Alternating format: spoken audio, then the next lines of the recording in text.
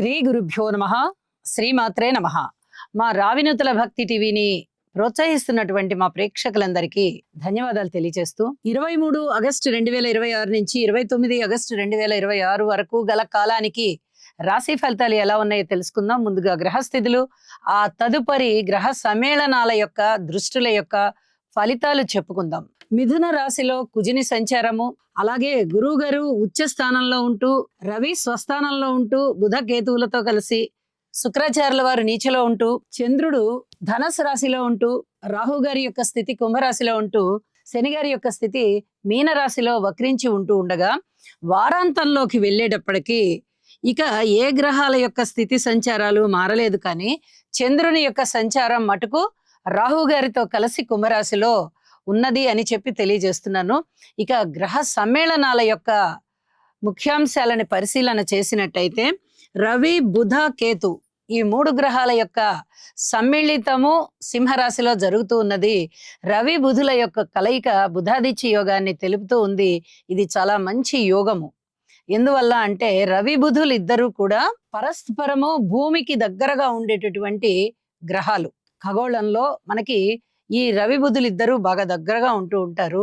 అలాగే వారు పరస్పరము కూడా ఒక 10-15 డిగ్రీల కన్నా ఎక్కువ దూరంలో ఉండరు. ఇలాంటి సందర్భంలో ఆ బుధ రవి ఈ 2 గ్రహాలకి 10 డిగ్రీల లోపల కలిసినప్పుడు అది ఒక యోగం అవుతుంది. ఈ బుధాదిత్య యోగం అనేది చాలా అద్భుతమైనటువంటి కీర్తి ప్రతిష్టలకి దారితీస్తుంది. అలాగే ధన ఆదాయానికి దారితీస్తుంది. దూర ప్రాంత ప్రయాణాలకి దారితీస్తుంది. సింహ రాశిలో ఉన్నారు కాబట్టి ఒక సమర్థవంతమైనటువంటి నాయకత్వానికి దారితీస్తుంది. అలాగే కేతువు గారి యొక్క కలయిక ఇటు బుధునితో గాని అటు రవితో గాని కలిసినప్పుడు అంత చాలా గొప్పగా ఉంటుంది అని చెప్పడానికైతే రాదు. ఈ కేతువు గారికి కొంచెం జపాలు గాని లేదా స్తోత్ర పారాయణాలు గాని చేసుకోవడం చాలా చాలా మంచిది అని చెప్పి తెలియచేస్తున్నాను. ఇక ఈ 3 గ్రహాల మీద ఉన్నటువంటి రాహు దృష్టి కారణం చేత పితృవంశ దోషాలు ఎవరికైతే జన్మజాతకంలో ఉంటాయో వారు రవి రాహు జపాలు చేసుకోవడం అనేది చాలా మంచిది అని చెప్పి తెలియజేస్తూ ఉన్నాను. అలాగే శని గారి యొక్క సప్తమ దృష్టి శుక్రాచార్యుల వారి మీద ఉంది. అలాగే కుజుని యొక్క చతుర్థ దృష్టి కూడా శుక్రాచార్యుల వారి మీద ఉంది. ఇది అసలు ఏమాత్రం మంచిది కాదు. దీని మీద మనం స్పెషల్ ఎపిసోడ్స్ కూడా చేసుకొని ఉన్నాము. శుక్రాచార్యుల వారు చాలా మంచి శుభగ్రహం, అద్భుతమైనటువంటి గ్రహం. కానీ వారి మీద ఈ కుజ శనిల యొక్క దృష్టి ఎప్పుడైతే పడుతోందో మనసు కలుషితం అయిపోయేటటువంటి పరిస్థితి, ప్రవర్తన కలుషితం అయిపోయేటటువంటి పరిస్థితి, అనారోగ్యాలు, అపనిందలు, అవమానాలు, అలాగే ప్రమాదాలు. ఈ అనారోగ్యాలలో కూడా ఎక్కువగా యూరినరీ ప్రాబ్లమ్స్, ఆ ప్రదేశానికి సంబంధించినటువంటి ప్రాబ్లమ్స్ కూడా చాలా ఎక్కువగా ఉండడము, అపనిందలు, స్త్రీలతో తగాదాలు, ప్రేమ వ్యవహారాలు వికటించడము, అనుకోకుండా వివాహం జరిగిపోవడము, మంచి చెడు చూసుకోకపోవడము, కులాంతర వివాహాలు, మతాంతర వివాహాలు, ఇలాంటివన్నీ కూడా చాలా చాలా ఇబ్బంది పెట్టేటటువంటి పరిస్థితులు ఉంటాయి. అలాగే వైవాహిక జీవితంలో కూడా భార్యాభర్తలు చాలా దూరంగా ఉండేటటువంటి పరిస్థితి కనిపిస్తూ ఉంటుంది. వైరాగ్య భావనలు ఎక్కువగా ఉండడానికి అవకాశం ఉంది.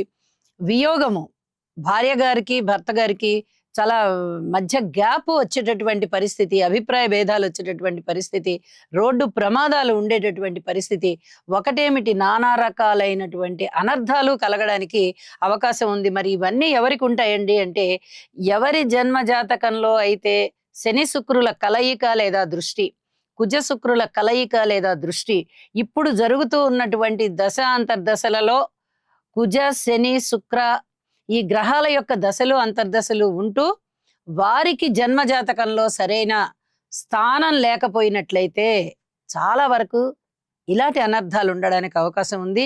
ఏది ఏమైనా ప్రతి వ్యక్తి కూడా జాగ్రత్తగా ఉండాలి. ఒక్కొక్కసారి గోచార ప్రభావం కూడా మనిషి మీద ప్రభావాన్ని సూచిస్తూ ఉంటుంది, చూపిస్తూ ఉంటుంది, ఒక్కొక్కసారి ఎక్కువగా కనిపిస్తూ ఉంటుంది. కాబట్టి చాలా చాలా జాగ్రత్త అని చెప్పి తెలియజేస్తున్నాను.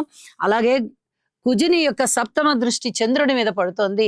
ఇది చంద్రమంగళ యోగానికి దారితీస్తూ చేదు పదార్థాలతో వ్యాపారాలు చేసే వారికి చాలా వరకు బాగుంటుంది అని చెప్పి తెలియచెప్తూ ఉన్నాను. అలాగే తల్లి గారితో విభేదాలు లేకుండా చూసుకోండి.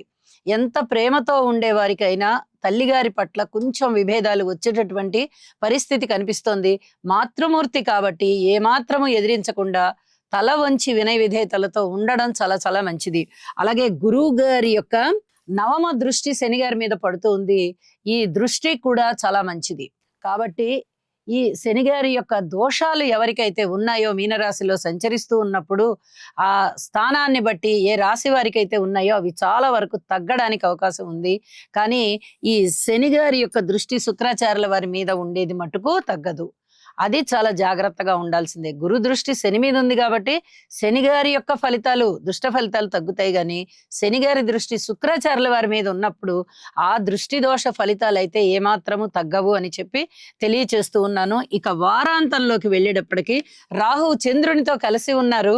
ఇది కొంచెం మానసికమైనటువంటి అలజడికి దారి తీస్తూ ఉంటుంది. దుర్గామ్మ వారికి స్తోత్ర పారాయణాలు చేసుకోవడం చాలా చాలా మంచిది అని చెప్పి తెలియజేస్తూ ఇక రాశి ఫలితాల్లోకి వెళ్దాము.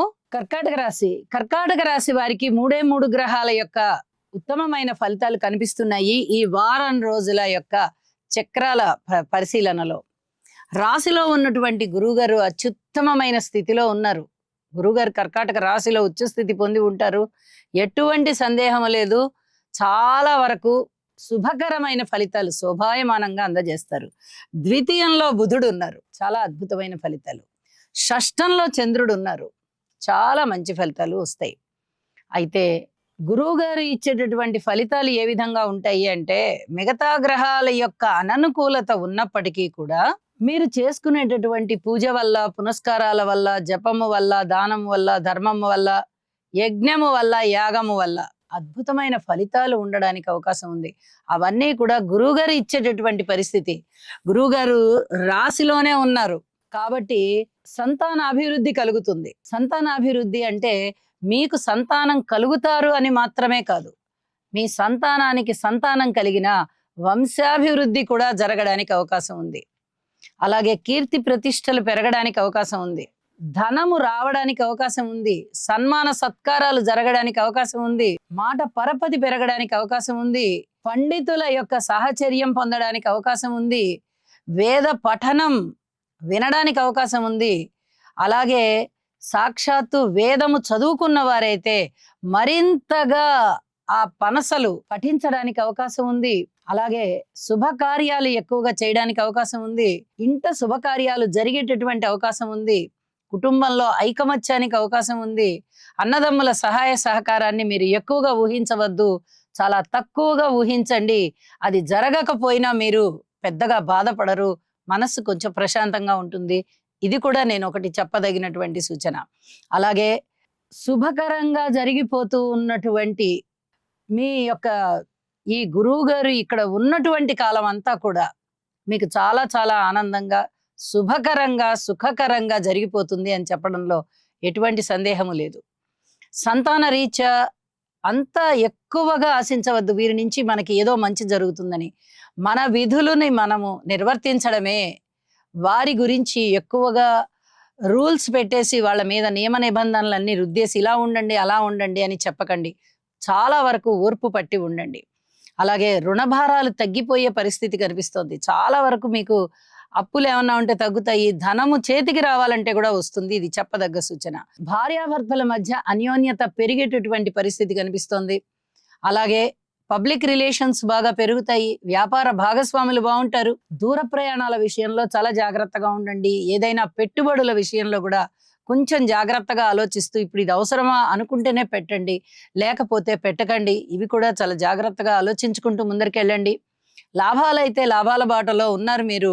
గురువుగారు రాశిలో ఉన్నంత కాలము కూడా మీకు తిరుగులేని విధంగా ఆర్థికంగా పరిపుష్టింగా ఉంటారు. మరి మిగతా అంశాల విషయంలో మిగతా అంశాలు కూడా మీకు అనుకూలం అవుతాయి. నవగ్రహాల యొక్క స్తోత్ర పారాయణాలు చేసుకోండి అని చెప్పి మరీ తెలియచెప్తూ ఉన్నాను.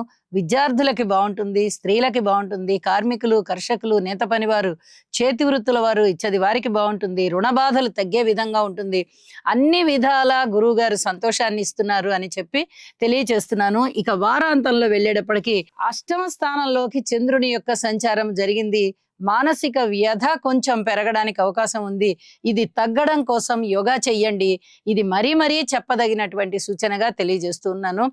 మిగతా విషయాలలో సంయమనం పాటించండి. స్నేహితుల విషయంలో గాని, బంధుమిత్రుల విషయంలో గాని, కొంచెం ఉద్యోగ జీవితంలో గాని, ఇవన్నీ కూడా మీరు ఓర్పు వహించి ఉండవలసినటువంటి అంశాలు అని చెప్పి తెలియజేస్తూ, ఆరోగ్య విషయంలో శుక్రాచార్యుల వారికి, కుజునికి, శనిగారికి తప్పనిసరిగా స్తోత్ర పారాయణాలు చేస్తూ ఎటువంటి అపనిందలు మీద పడకుండా ఉండేటట్టుగా ప్రవర్తించుకుంటూ వెళ్ళండి. మీ ప్రవర్తన పైన గురువు గారి ఆశీర్వచనం ఉంటుంది అని చెప్పి మరొకసారి తెలియజేస్తూ శుభం.